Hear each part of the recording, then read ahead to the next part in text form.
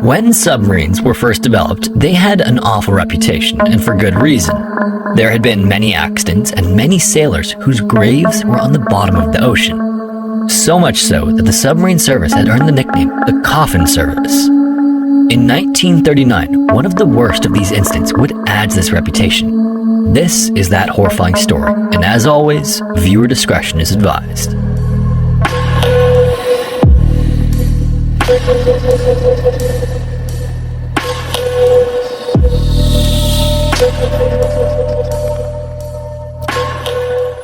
Between the end of World War I and the first shots of World War II, navies around the world were tirelessly developing and testing submarine technology.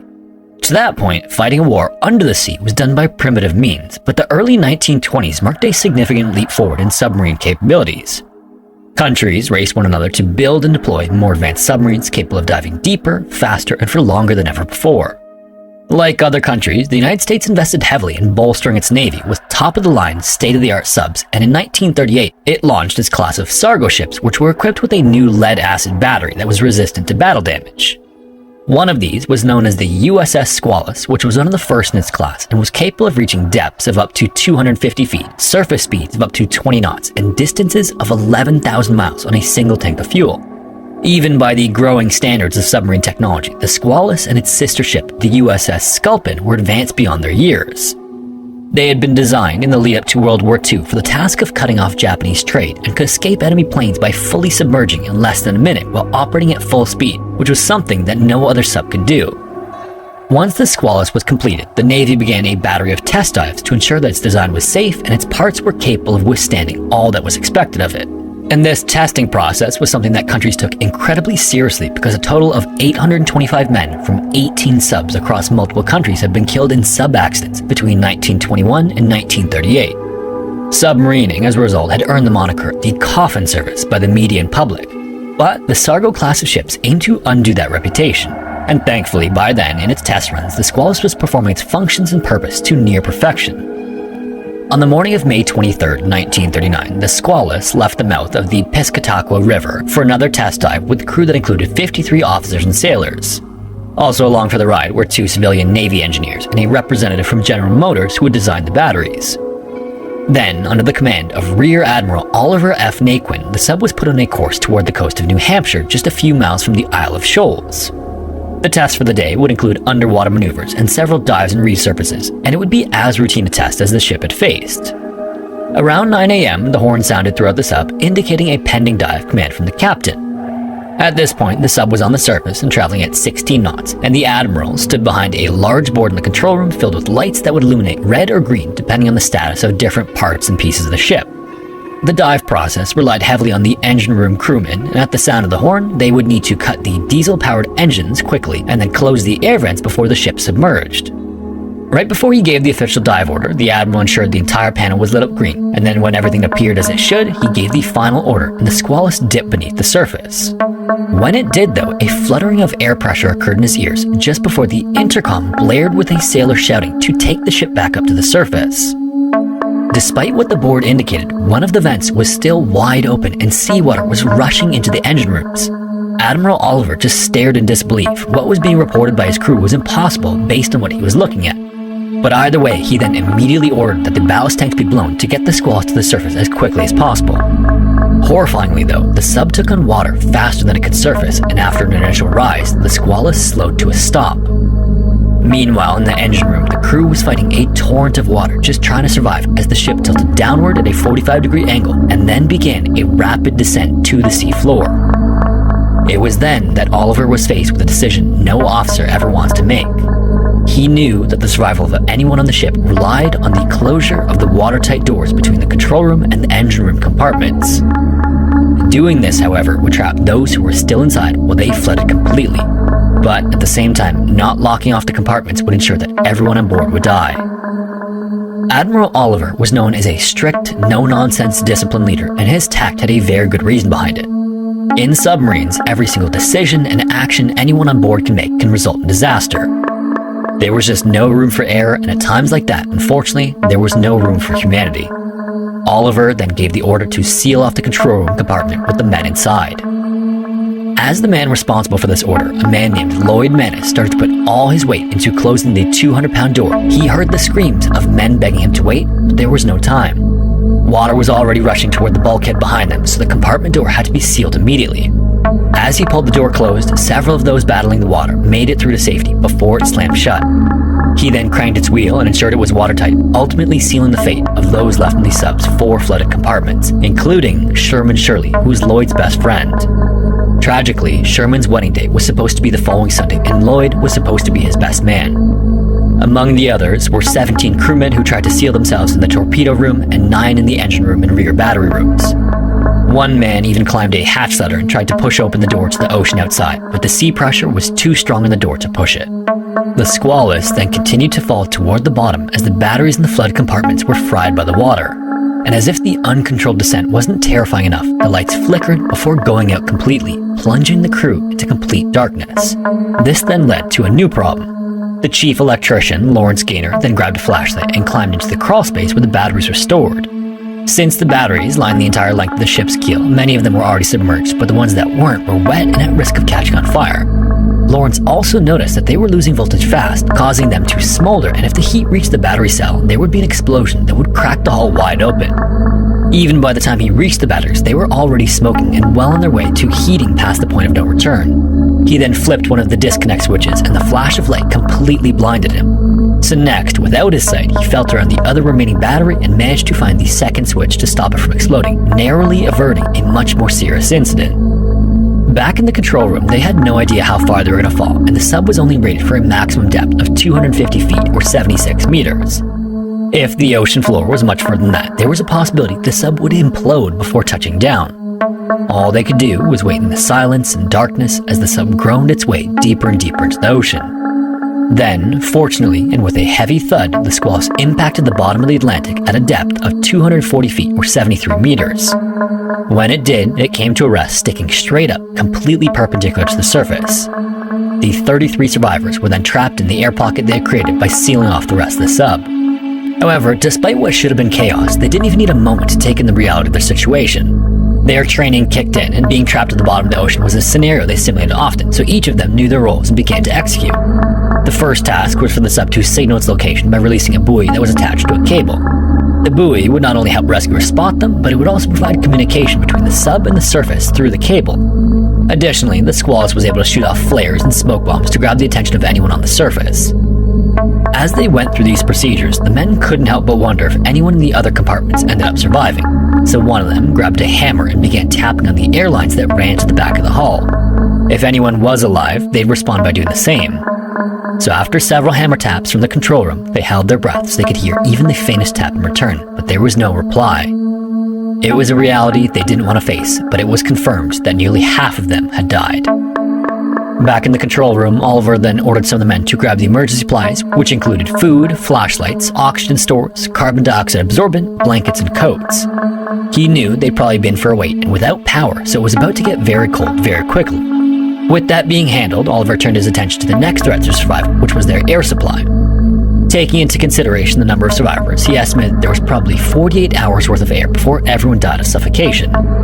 That seems like plenty of time to be rescued and back on dry land in New Hampshire, but the prudent course of action was to conserve everything that could possibly stretch that time. Oliver then split the men into 2 groups, placing 10 of the healthiest and youngest in the colder torpedo room and keeping the 23 remaining in the warmer control room. One of the men then started handing out devices called Momsen lungs, which are a breathing apparatus that can be used from a reasonable depth to swim to the surface. The crew of the Squalus was 40 feet or 12 meters deeper than the Momsen lungs were rated for, and it was uncertain if they'd even work at that depth. And even if they did work, no one knew if they'd have enough air to reach the surface, so these would have to be used as an absolute last resort. Then, once those were handed out, Oliver instructed the men to nap as much as they were able to prevent panic breathing. Before long, the temperature in the sub was 35 Fahrenheit or 2 Celsius, and the inner hull was beginning to form a layer of ice on it. Some of the men were able to fall asleep, but others weren't, and to stay calm, some of them took to whistling a tune. They would just have to wait until rescue arrived or the air ran out, whichever came first. When the Squalus failed to return to the shipyard when expected, its sister ship, the Sculpin, was preparing to leave New Hampshire for Panama. But upon hearing that the Squalus was in trouble, the Sculpin left port and raced to the coordinates the Navy gave them. When they reached them though, the Sculpin's captain, Warren Wilkins, was puzzled not to see the emergency buoy anywhere. This was because, somewhere in the rush to get the search of the Squalus underway, the coordinates were written down incorrectly, and the Sculpin was in the wrong area. If not for one of the ship's lookouts who spotted a flare further out, the Squalus may have never been found. Luckily, that wasn't the case, and Warren then handed down orders to head in that direction, and as they drew close, they spotted the buoy and pulled up alongside it. Below the ocean in the Squalus, the crew actually heard the sound of a sub-engine above them, and morale inside skyrocketed just knowing that help had found them. Moments later, Oliver's voice was heard inside the Sculpin. He said hello, and Warren replied in kind, but then a second later, the phone went dead. As the two captains were greeting one another, an ocean swell snapped the buoy cable, and the Sculpin quickly lost track of the location of the Squalus. Then for hours afterward, the Sculpin had to actually drag a hook along the bottom of the ocean, hoping to run into the sub. They would eventually find it again, but this cost the rescue effort precious time. The Sculpin then connected a new buoy and waited for reinforcements from other ships. Then, instead of using a direct communication, they used Morse code to communicate with one another, and the Squalus communicated the number of survivors in the sub. The Sculpin then tapped that code for the letters SRC. Oliver immediately knew what that meant, and he expected that he'd hear it at some point. SRC stood for Submarine Rescue Chamber, and there was only one available anywhere on the East Coast. In a stroke of good luck, it just so happened to be in Connecticut at the time of the sub sinking, and a ship called the Falcon was already heading in the direction of the Squalus with it. This 9-ton submarine rescue chamber resembles an upside-down wine glass, and as this name suggests, it could transport survivors from disabled submarines back to the surface. Inside, the chamber is controlled by 2 crewmen who guide it down and connect its bottom to one of the submarine hatches using a watertight rubber gasket. And from there, the hatch doors for both ships are opened, and survivors simply climb the ladder into the chamber, which takes them to the surface. At the time, however, this wasn't a tried-and-true method of rescuing crewmen from subs. The SRC had only ever been used in testing, so this would be the very first true test of its function. Around 4:30 the next morning, the Falcon arrived over the Squalus, and not a moment too soon. As survivors in the sub were approaching the 24-hour mark, Oliver began rationing oxygen. Periodically, he'd order the release of stored emergency oxygen and let it run for a few moments before shutting it back down. By doing this, he hoped to stretch the supply as far as it could, but the impact on the survivors was also obvious. As the Falcon prepared to launch the SRC, the 33 survivors were suffering from headaches and nausea, which are some of the earliest signs of hypercapnia or carbon dioxide poisoning. If this went on long enough, it could end up being fatal. Eventually, a hypercapnia sufferer will simply drift into unconsciousness and not wake up again. Unfortunately, putting himself and his men on the brink of hypercapnia was what Oliver knew was going to keep them all alive as long as possible. By then as well, the other major concern of the sub was hypothermia. Since some of the men had escaped the flooding compartments before they were sealed, they remained soaked through and in temperatures close to freezing.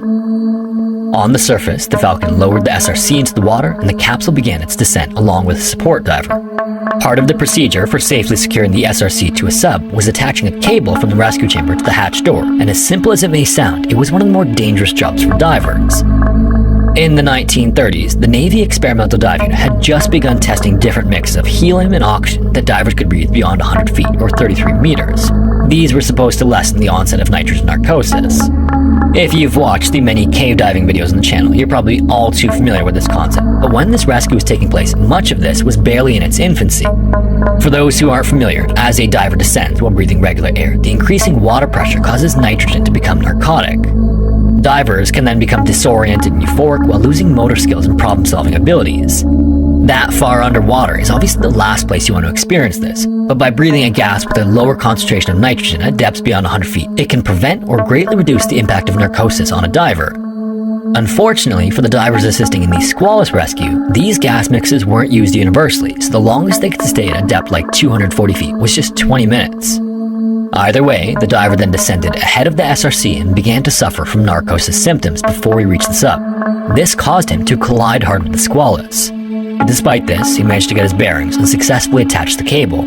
Behind him, the SRC was on its slow descent, and once it reached the vicinity of the sub, the 2 men controlling it inside maneuvered the chamber and settled it over the hatch. Once it was sealed tightly, the water was pumped out, and then when it was clear, the men inside the sub began turning the wheel on the hatch door.